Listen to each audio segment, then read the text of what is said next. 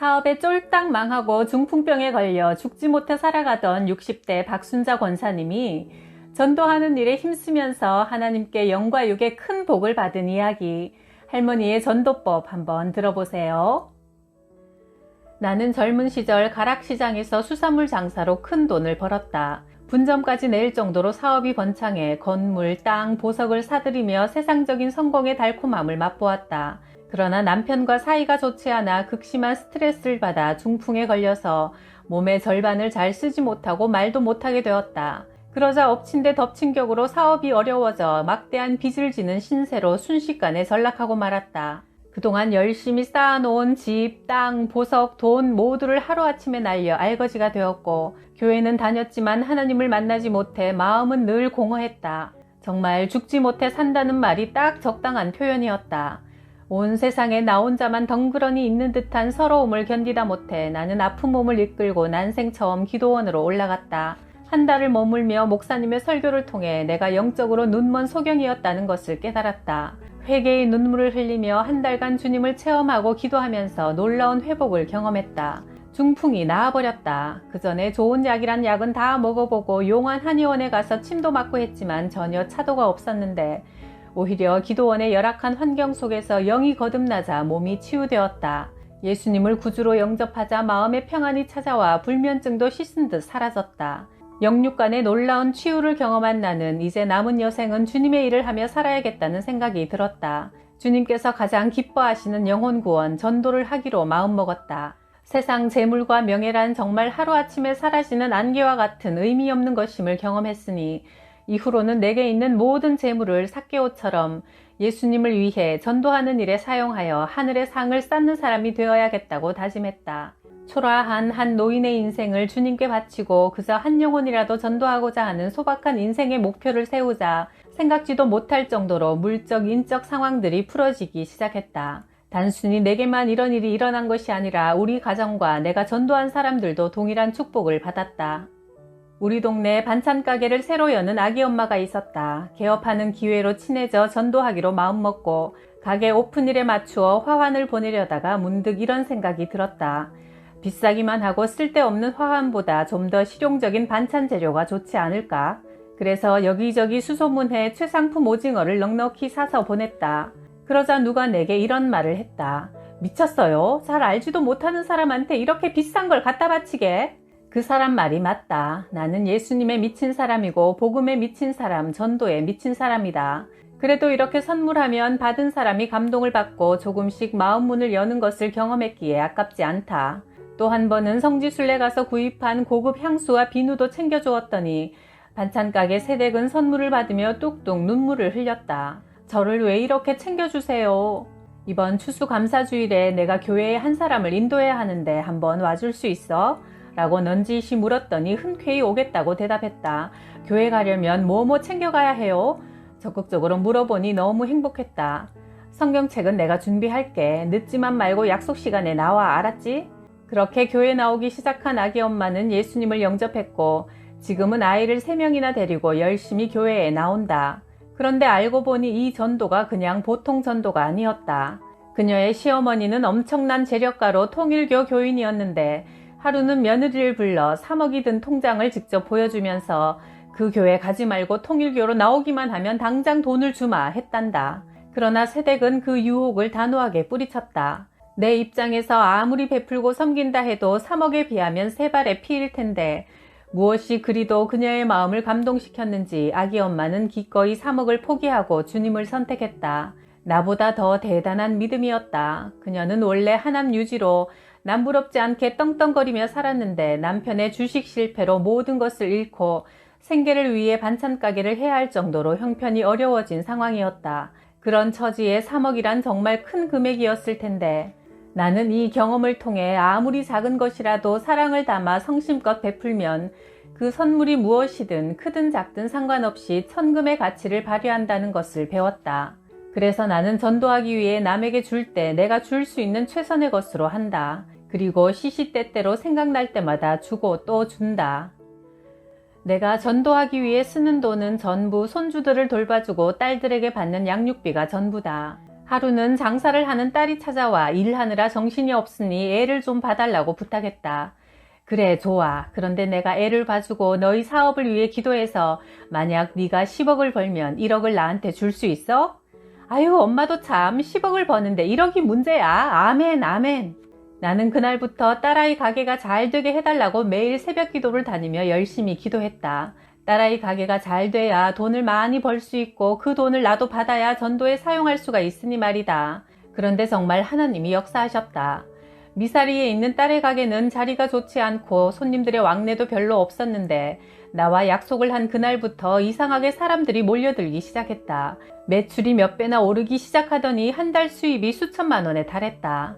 나는 딸에게 약속한 대로 아이 봐주는 돈을 한 명당 100만 원씩 달라고 요구했다.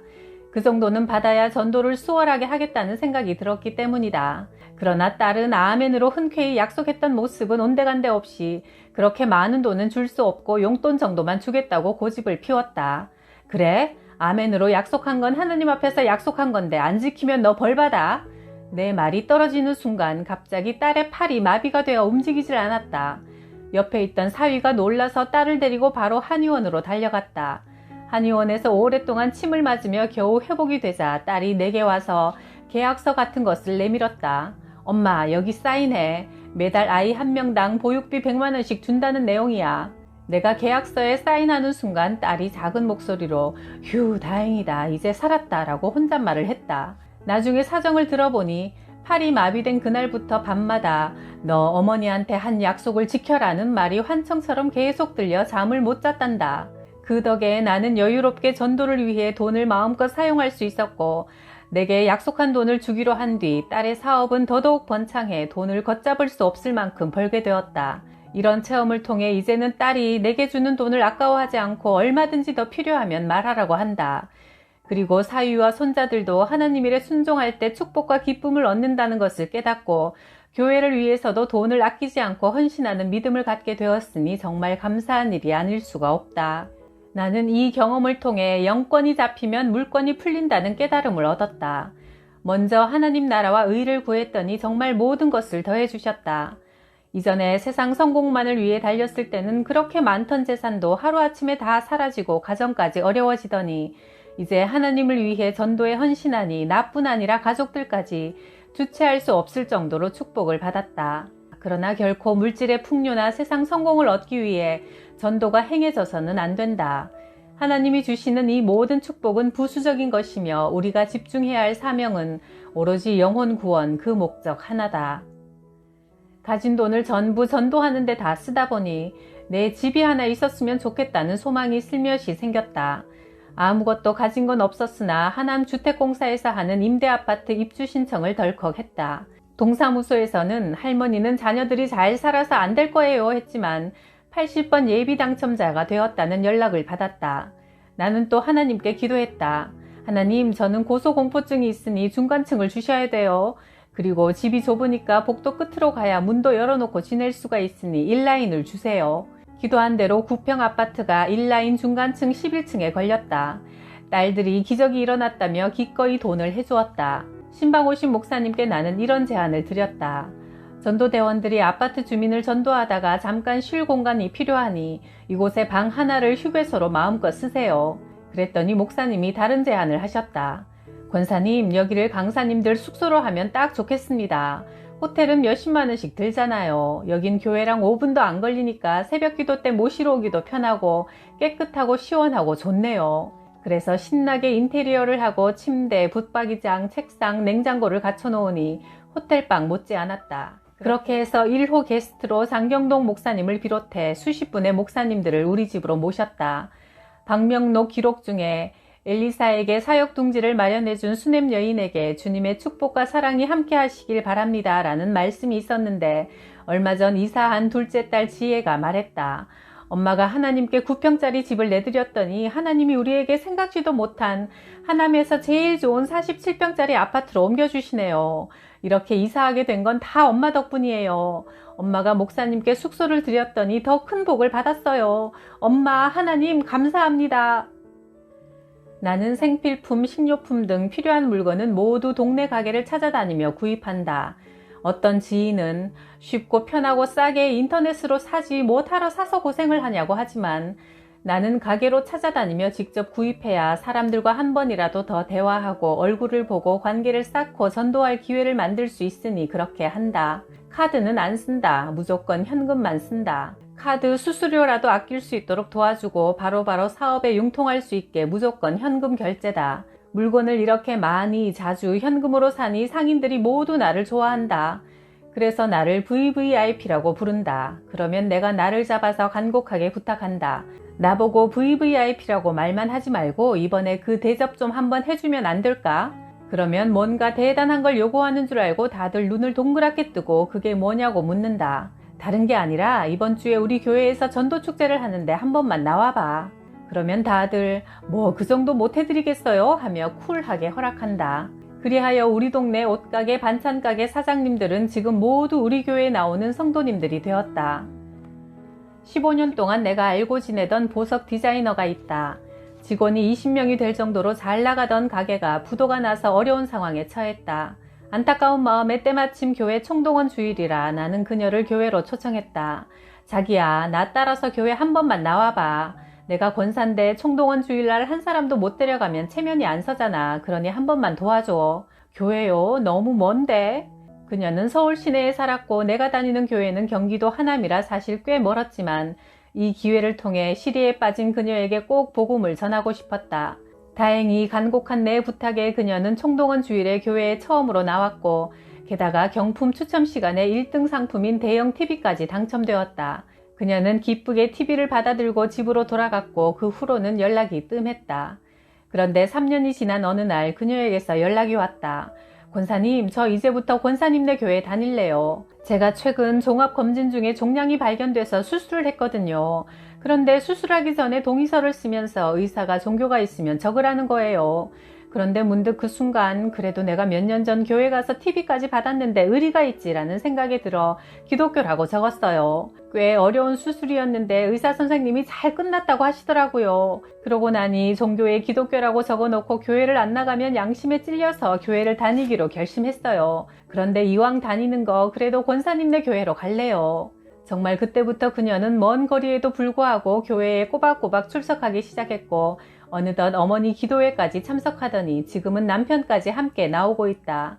그리고 최근에는 교회로 인도해 준 것이 너무 감사하다며 내게 주기도문이 새겨진 커다란 금반지를 선물로 주었다. 이처럼 오늘 사랑으로 뿌린 복음의 씨앗은 하나님의 때에 어떤 형태로든 결실을 맺게 된다. 우리가 선을 행하되 낙심하지 말지니 포기하지 않으면 때가 이름에 거두리라. 갈라디아서 6장 9절. 내가 한 번은 교회에서 어머니 기도회를 이끈 적이 있다. 엄마들끼리 모여 고충을 함께 나누고 기도하는 모임이었는데 아직 신앙 뿌리가 약한 사람들이 많았다. 그래서 나는 그들이 하나님의 사랑을 느끼길 바라는 마음으로 모일 때마다 좋은 식사를 대접하고 이것저것 필요한 물건을 챙겨주었다. 그리고 기도 모임 마지막 날 뭔가 기념할 만한 선물을 하나 하면 좋겠다 싶어 하나님께 무엇을 할까요? 묻다가 문득 정금 같은 믿음을 상징하는 금반지가 떠올랐다. 크지는 않지만 예쁘게 만들어 다 하나씩 돌렸다. 금반지를 받은 엄마들 눈이 놀란 토끼만큼 커졌고 이후에 기도 모임이 끝나면서 교회를 떠나려고 했던 몇몇 엄마들이 계속 출석했다. 나중에 알고 보니 내가 자기들을 위해 아낌없이 베푸는 마음에 감동해서 교회에 계속 다니기로 마음먹었다는 것을 알게 되었다. 이 정도로까지 나를 챙겨주는 이유가 뭘까? 나한테 이렇게 극진히 신경 써주는 사람이 있었나? 하는 생각이 들었단다. 그 영혼을 사랑하는 나의 진심과 하나님의 사랑이 전달된 결과라 믿는다. 런던 동부에서 40년간 목회하던 렉스 목사님이 마을의 한 노인이 몸이 안 좋다는 소식을 듣고 찾아갔다. 교회를 무척 싫어하던 노인은 방 안에 들어온 목사님을 보고도 이불 속에 누워만 있었다. 목사님은 잠시 집안을 둘러보다가 불 꺼진 벽난로와 휑한 주방을 보고는 교회로 돌아가는 길에 정육점에 들러 고기 2근을 노인의 집에 배달해 달라고 부탁했다. 그리고 며칠 뒤 다시 노인의 집을 찾아갔는데 노인은 몸을 살짝 일으켜 약간의 대화를 나누었다. 고기가 효과가 있다고 생각한 목사님은 돌아가는 길에 다시 고기와 땔감을 보냈다. 그렇게 선물을 할 때마다 점점 노인의 자세는 달라졌고 몇 번의 신방 뒤 목사님은 복음을 전하고 노인과 함께 영접 기도를 드릴 수 있었다. 그러다가 목사님이 다른 지역에 일이 생겨 사흘 동안 볼일을 보고 돌아왔는데 그 사이 노인이 갑자기 병세가 나빠져 세상을 떠났다. 노인은 숨을 거두기 전 곁에 있던 마을 사람에게 다음과 같은 유언을 남겼다. 렉스 목사님에게 이 말을 꼭 전해주시오. 나는 이제 하늘나라로 갑니다. 목사님이 전해준 복음을 듣고 예수님을 구주로 영접했습니다. 그러나 한 가지 아셔야 할 것은 제 꽁꽁 언 마음을 녹였던 것은 목사님의 설교가 아니라 고기였습니다. 그동안 내게 교회 나오라고 말한 사람은 많았지만 실제로 제게 필요한 무언가를 베푼 사람은 한 명도 없었습니다. 네덜란드 암스테르담의 한 광장에서 어떤 남자가 아무 조건 없이 사람들에게 성경책 한 권과 현금 2만 원을 나눠주었다. 워낙 수상한 일이라 어떤 사람이 경찰에 신고했고 남자는 경찰서로 연행되었다. 경찰은 먼저 위조 지폐인지 감식했으나 모두 진짜 돈이었다. 경찰은 혹시 어떤 상업적인 목적이 있는지 조사했으나 깨끗했다. 경찰이 남자에게 물었다. 도대체 돈을 뿌린 이유가 뭐요? 이런 일을 해서 당신이 얻는 게 대체 뭡니까? 저는 크게 성공한 사업가입니다. 최근에 예수님을 믿고 가진 것을 모두 주님을 위해 사용하기로 했는데 그 방법을 잘 모르겠더군요. 그래서 돈과 함께 성경책을 주면 사람들이 받을 것 같아서 재산을 정리해 성경책과 함께 사람들에게 나눠주고 있습니다. 그러면 그들 중 몇몇은 성경을 볼 것이고 몇몇은 예수님을 구주로 영접하겠지요. 제가 돈을 나눠주는 이유는 단지 이것뿐입니다. 남자는 자신의 재산이 다 할 때까지 광장에서 사람들에게 돈과 함께 성경책을 나눠주었다. 그 사업가는 자신이 할 수 있는 최선을 다해 복음을 전한 것이다. 나는 매년 100여 명을 교회로 인도해 우리 교회 전도왕이 되었다. 게다가 2015년 CBS-TV 간증 프로그램인 새롭게 하소서 팀에서 교회로 연락이 와 난생 처음 방송에도 출연하게 되었고 이렇게 책을 써서 어엿한 작가가 되었으며 여러 교회에서 강사로 초청해 간증하는 영광도 누렸으니 쫄딱 망한 60대 노인에 불과했던 나에게 이런 것들은 생각지도 못한 하나님의 큰 선물이다. 정말 전도가 최고로구나. 하나님이 기뻐하시는 일을 하니까 하나님이 여러모로 상을 주시는구나 싶어 감격스럽다.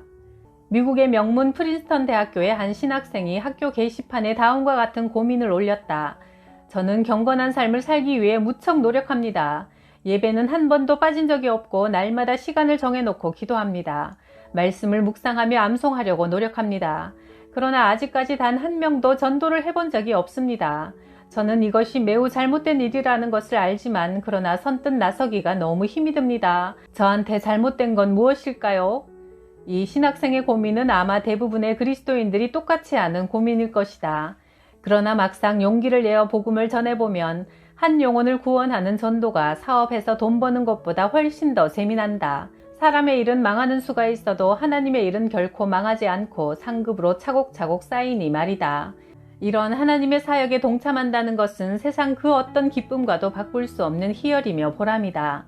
온 천하보다 귀한 한 영혼을 구원하는 일은 주님이 가장 기뻐하시는 일이며 또한 믿는 성도로서 마땅히 큰 대가를 치르고서라도 평생에 걸쳐 해야 할 거룩한 투자다. 하나님께서 우리를 구원하기 위해 자기 아들을 값없이 주신 것처럼 우리도 전도 대상자들을 위해 얼마든지 베풀 각오가 되어 있어야 한다. 전도는 말로만 하는 것이 아니라 사랑을 행함으로 전할 때 그 마음을 얻을 수 있기 때문이다. 금보다 귀한 믿음을 심어주는 일이라면 나는 돈이 전혀 아깝지가 않다. 그러므로 너희를 위해 보물을 하늘에 쌓아두어라. 거기에는 좀이 먹고 녹이 슬어 망가지는 일이 없고 도둑들이 뚫고 들어와 훔쳐가지도 못한다. 너의 보물이 있는 곳에 너의 마음도 있을 것이다. 마태복음 6장 20절 21절 말씀.